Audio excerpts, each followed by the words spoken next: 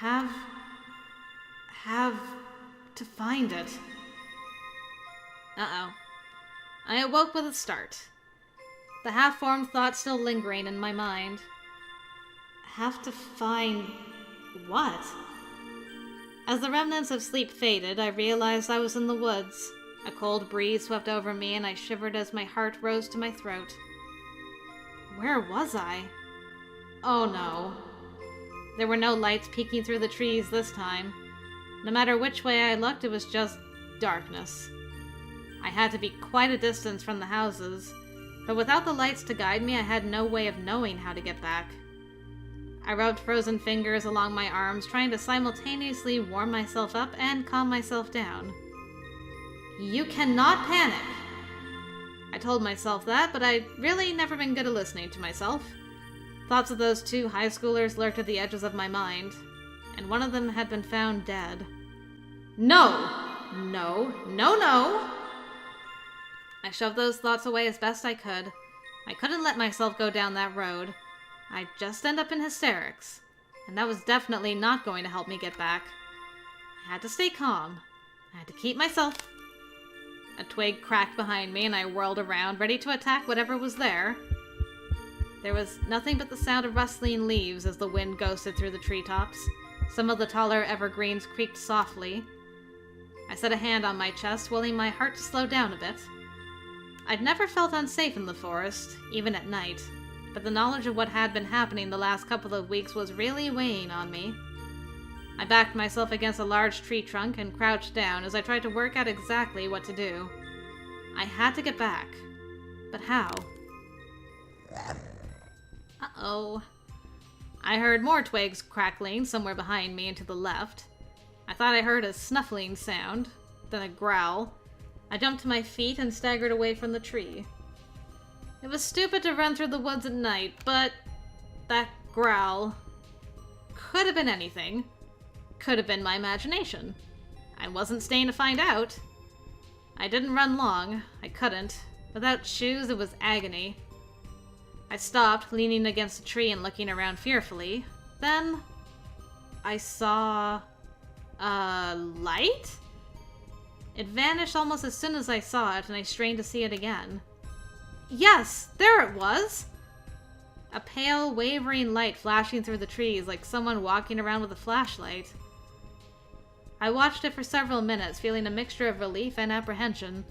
Every few seconds it would wink out, only to appear again. It was hard to gauge, but it seemed to be a fair distance off. My first thought was that someone was probably out looking for me, or maybe for one of the other missing people, but search parties usually made a lot of noise. I didn't hear anyone calling out. The light seemed to be getting further away, though. I finally made up my mind and started after it, picking my way painfully through the thorns and brush. Please, please, please don't be a serial killer hiding a body. Then again, vampires were probably the biggest worry at the moment, and somehow I didn't think they'd need flashlights. Still, I was wary about calling out to whoever it was, not until I got close enough to see them better. The more time that passed without them calling out, the more I thought whoever it was probably wasn't looking for me.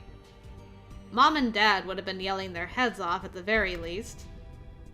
But that begged the question, who was out here walking around with a flashlight at night? With much trepidation, I followed the light, carefully weaving between the trees as I looked for some sign that it was safe to approach whoever it was. They were moving pretty quickly. Every so often I would lose the light momentarily and it would reappear again a bit further off. Maybe I should call out to them. The light vanished again and I stopped, waiting for it to reappear. There was a soft rustling noise behind me. I glanced over my shoulder anxiously. Nothing was there, at least nothing I could see. I had never understood what people meant when they said they felt like they were being watched. But in that moment, I really felt like I was being watched. Every hair on the back of my neck was standing up. The underbrush crackled again. That was all it took to set me moving again in the direction I'd last seen the light. Powered by a surge of adrenaline, I scrambled quickly through the brush, paying no attention to my poor feet. Behind me, there was the unmistakable sound of something following me. Oh, shoot! My heart lodged itself firmly in my throat as I broke into a clumsy run, scurrying as quickly as I could over the fallen logs and frozen ferns. Blackberry vines tore at my pajama pants and cut into my feet. I bit my lip hard and kept going, praying whatever was behind me was just a curious deer or raccoon or something. Ahead of me, the light winked back into sight. It held perfectly still, then began to swing my way. I started to call out to them, but something cold clamped over my mouth. I let out a muffled scream as who or whatever it was wrapped an arm around me and yanked me down into the brush and behind a large tree. I squirmed violently, trying to tear the hand away. Nora, it's me! Oh, thank goodness, man. I am so relieved it's you, of all people. I really hope you're not in trouble for being out here, though. At the sound of that frantic whisper, I whipped my head around and found myself staring into a familiar pair of pale green eyes. Elliot! I stared at him in shock, trying to will my heart to slow down. Why hadn't he said anything or called out instead of just grabbing me like a freaky forest kidnapper? Shh. Still holding on to me, he shrank back against the tree as the flashlight wielder closed in on our location. He wrapped both arms around me and pulled me in as close as possible, as if trying to minimize our size. Or maybe just to cover my body with his. He was, as usual, wearing mostly black. The sounds of footsteps were growing closer. I had no idea why we needed to stay hidden, but I tried to breathe through my mouth as quietly as possible. Though it was difficult to breathe at all, with my face sort of unpleasantly squashed into his chest and the tab of his hoodie zipper trying to force its way up my nose. The footsteps were nearly on top of us. Elliot held very, very still, and I followed suit. Then they passed us by, apparently without spotting us. I still couldn't see anything at all, but I heard the footsteps slowly fade. Yeah, I'm sure he has his reasons. I wanted to know what was going on, but I just held myself still and continued breathing through my mouth. He has much better hearing than me, too, so... Elliot was acting like we had to hide from whoever that was. I wasn't going to argue. Annoying as it was, he probably knew better than I did. I stayed silent and tried to just move as close as I could for warmth, and ignore the tree root digging into my backside. It was tempting to just slide my poor cold hands up under his hoodie. I somehow got the impression he might misunderstand that gesture, but damn, I was cold. And I wasn't in a position that would let me easily just slip my hands in his pockets without some potentially unfortunate groping. I finally gave in and sort of bundled my hands into the waistband of his hoodie, rolling it up so they were completely covered. He stared down at me, startled. Look, it's freezing, man. What? Cold. Oh! Hang on. He quickly ripped his hoodie off and wrapped me into it. I took it gratefully, teeth chattering. Thank you. Sorry about that. I forgot you were, you know. Who was that? I'm not really sure. Definitely not someone that should be out here, I don't think. What are you doing out here? I thought you were removed from the prep teams or whatever. Don't tell me you were looking for me. No. Unfortunately. I had been keeping a lookout for you to keep you from leaving your house, but... What? Well, something caught my attention and I wandered off. What does that mean? What caught your attention? I sighed inwardly as he rather obviously hesitated. More secrets. I thought I saw someone walking around. I thought it might be the killer. What? And you decided to check it out? By yourself? Are you stupid? No! I mean, I wasn't trying to be stupid. The tone of his voice made me immediately regret my choice of words. I'm sorry. I shouldn't have said it that way. I'm just scared. I woke up alone, then heard something chasing me. I'm sorry. I was worried if I called out that person would hear and find us. That does make sense. then you started running toward them and I didn't know what else to do. I understand. I'm just cold and cranky. Please ignore me. No, you have a right to be cranky. And cold. Come on, I'll get you back home. He stood up and offered his hand. I stood as well, wincing as I once again had to put weight on my poor frozen feet. You don't think you should tail whoever that is and see what they're up to? I think getting you back home is more important. Besides, I'm not alone out here. Oh? I saw his eyes flicker as he looked away. More hesitation. Mark's out here too. Somewhere. Mark is? Why were he and Elliot together? I thought they hated each other. Press X to doubt. Okay, yeah, I believe you. He promised he wouldn't lie. Still, stranger things had happened. I mean, I'd witnessed them. But did that mean he and Mark were actually looking for the killer on their own or something?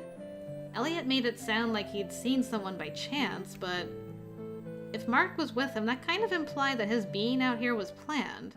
That would definitely explain Elliot's reluctance to tell me what was really going on. So where is Mark now? Well, I saw the person with the flashlight and told Mark I'd follow them. He's still hunting around elsewhere. You know, for evidence and things.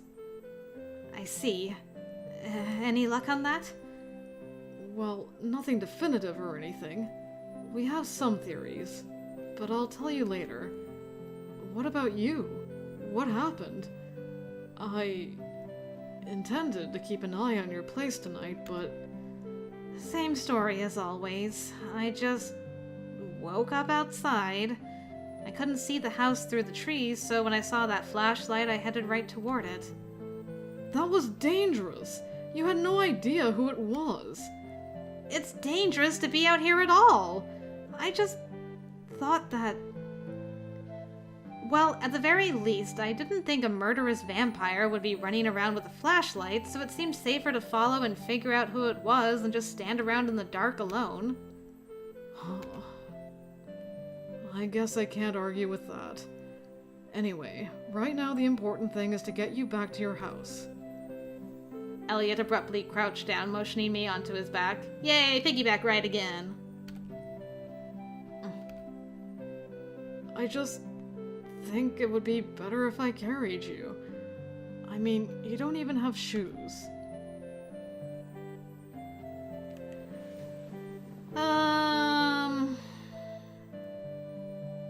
I don't want to hesitate. I was going to accept, but I don't like this as reluctantly.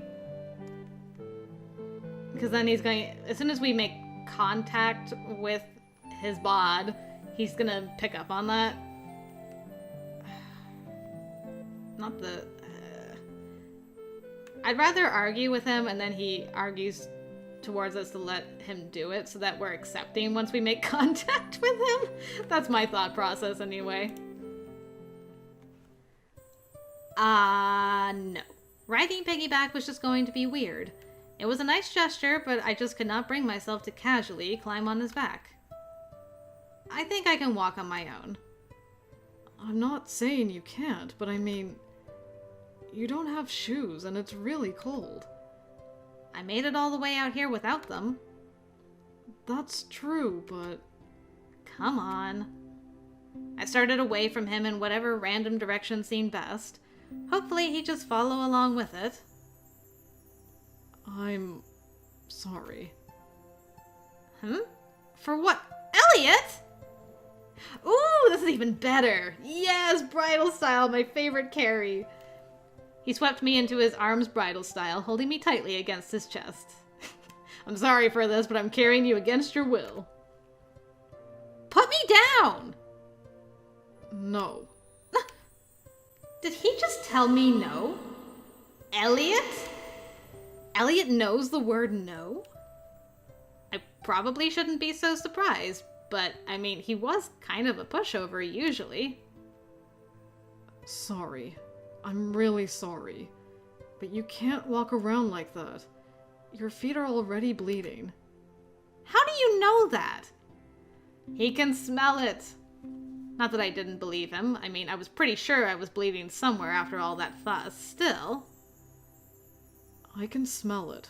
So please just let me do this. I know you can force yourself to walk, but you don't have to. You can let me help you, okay? Fine.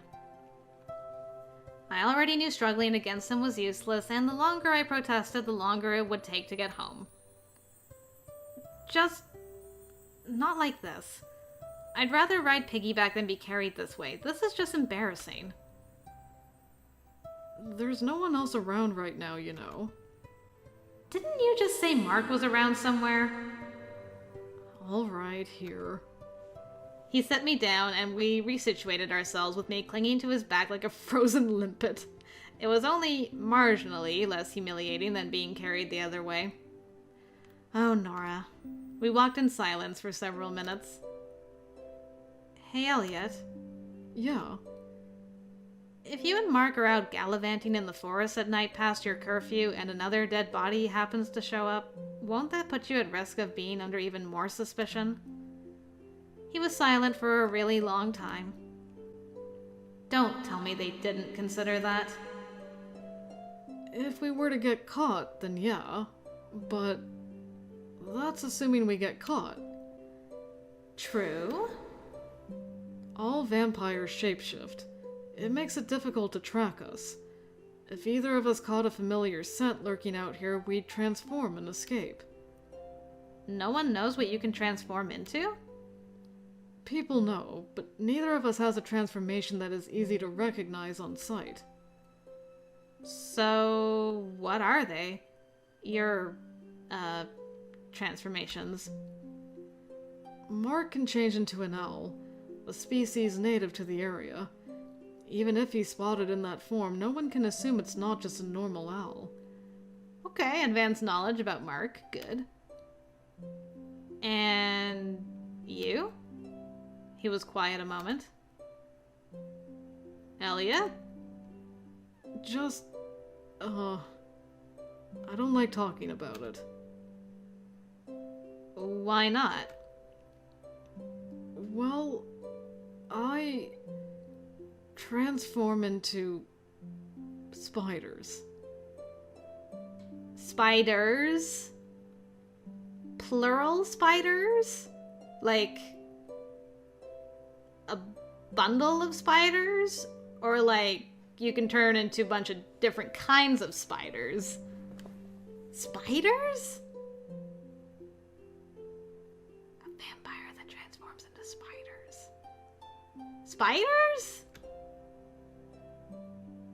Spiders? Plural? Yeah. A lot of vampires have abilities like that, like changing into a colony of bats, or even things like mist or fog. I guess that is true. I didn't think about that.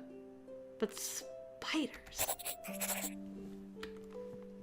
Spiders.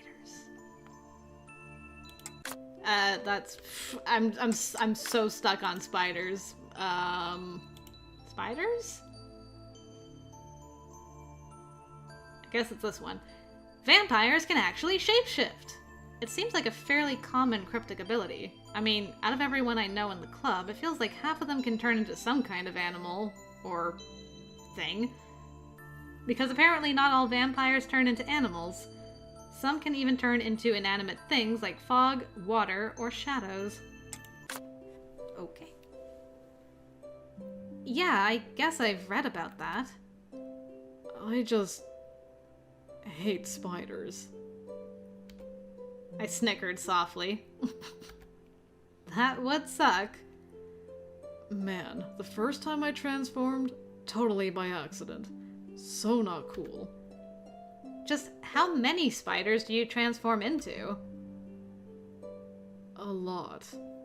Like, enough to make up your whole body a lot?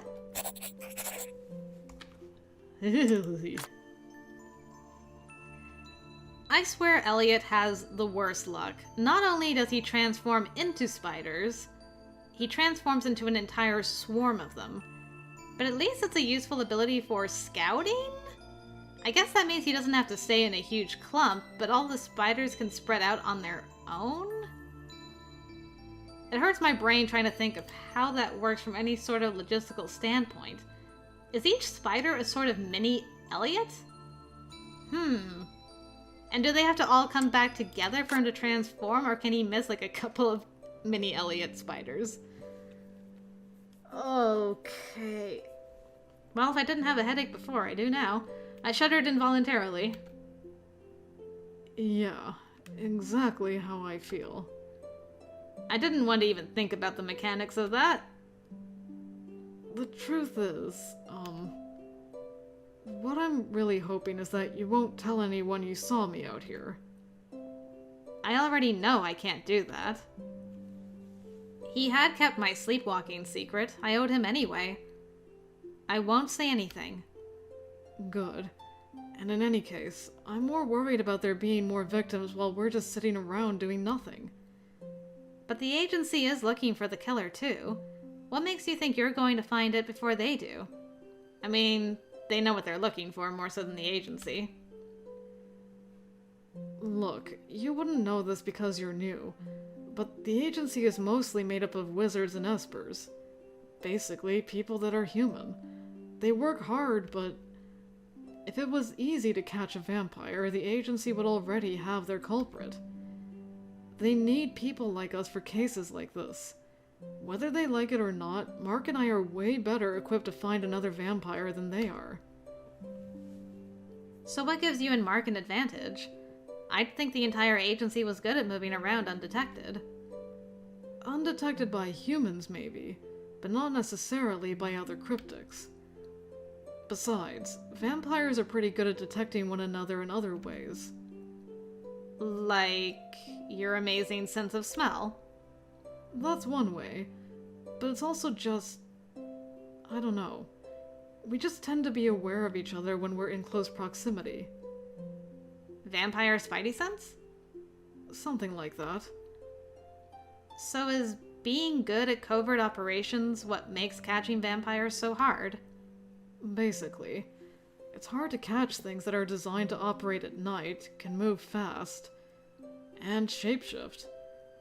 That's why having a sixth sense that hones in on other vampires is useful. Then they should be asking for your help instead of trying to sequester you. Yeah. That's what Mark said. So why'd they kick you off the team? Shouldn't they at least know one of their own didn't commit a crime? It's just... complicated. The relationship the agency has with vampires is complex, and this case is difficult. But I guess they just don't trust us. Anyway, right now I'm worried about you. We have to find a way to keep you out of the woods at night. I know. Believe me. I am not interested in getting my blood sucked out. Trust me. It's not just that. Though I mean, I also don't want that to happen to you. Unless you're the one doing it. Cannibal. Elliot knocked his head against mine gently. No. Though I still maintain that doesn't make me a cannibal.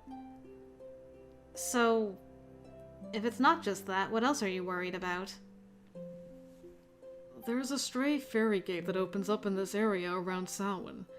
It could appear any night now. It might already have appeared. It never opens in the same place, so before I was removed from the prep teams, Allie, Danny, and I were trying to figure out where it was going to open this year. They're still working on it. When they find it, they'll set up wards to keep people away. But until then... Until then, I might accidentally find it and stumble in it. And that would be... bad. I wondered if it was really just coincidence that I was being driven out at night when there just happened to be a Fey gate nearby. That's going to require some serious thought later on. Aren't your arms hurting? Nah, you're not that heavy. You've been carrying me for at least 10 minutes. We're almost there anyway. I had no idea how he could even tell. We were silent for a moment, and soon I saw lights winking at us from between the trees. Oops. I sagged in relief. Elliot? Hmm? Thank you. I mean, you've done a lot for me. I haven't done a single thing to repay you. You don't have to be worrying about things like that. I'm not doing this because I want you to pay me back. But It's okay. I just want you safe. And happy. That's it. he didn't let me down until we were at my back gate. I winced as soon as my feet hit the ground. They were taking some serious abuse these days. I guess this is goodnight again. Yeah. I'm sorry I snapped at you earlier. You're not stupid. Elliot, please be careful. I don't want you to get hurt. And I don't want you to get into trouble. Don't do anything reckless, okay? I won't. He reached out and brushed my hair away from my face. His palm lingered on my cheek for just a moment, and his thumb brushed the edge of my mouth. Starting tomorrow, we need to really look into ways to keep you inside at night. This is getting dangerous. If anything happened to you, I'd... Don't worry about me. I'm a pro at getting out of the woods safe and sound. Trust me on this one. Just worry about yourself, okay? He withdrew his hand and sighed. I'll try. Good night. You too. I left him there and crept quietly back into the house. My parents were really lucky Spencer and I weren't really troublemakers. They were distressingly oblivious to the things going on in our house. I limped my way back to my room and collapsed on my bed. My poor extremities were already warming back up, which meant that my body felt like someone set it on fire. I stripped out of my dirty pajamas and found something warm to wear. Then I flipped on my desk lamp and sneaked into the bathroom to grab the things to clean my feet up. On my way back to my bed, I stopped to pick up the pajamas I'd left on the floor. I'd have to find a way to wash them without Mom seeing. She'd definitely wonder how they got so dirty. Something caught my eye, and I bent toward the lamp, holding the shirt up carefully. A long red smear traced across the front of it. Is that blood? But from what? My feet were pretty scratched up, but there was no way the blood would have gotten on my shirt. It was right on the front, too. Did Elliot get injured on his back? The only other thing I could think of was when Elliot pressed against me. I picked his hoodie up to check it as well, but the black fabric made it pretty difficult to tell. Still, was he hurt? He hadn't said anything about that. I chewed my lip. He was definitely still hiding something from me, wasn't he? That worried me a lot. I thought about it all while cleaning myself up and until I finally fell asleep again.